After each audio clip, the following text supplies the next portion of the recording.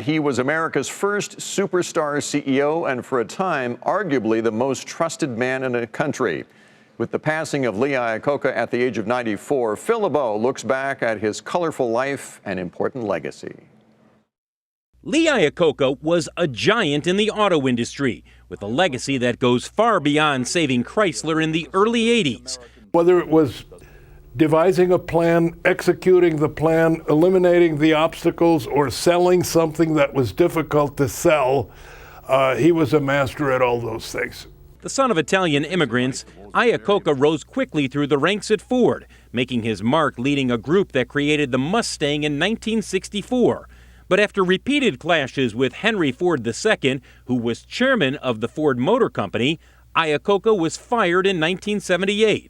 2 weeks later, he was hired at Chrysler, which was losing millions of dollars and sliding toward bankruptcy.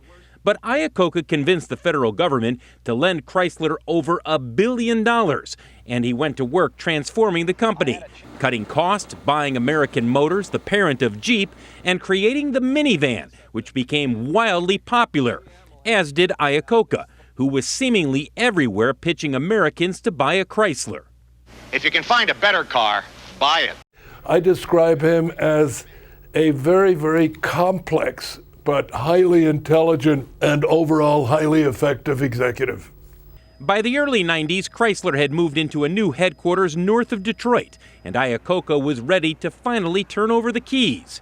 In the years to follow, Chrysler would merge with Daimler, later go through a bankruptcy, and eventually be bought by Fiat.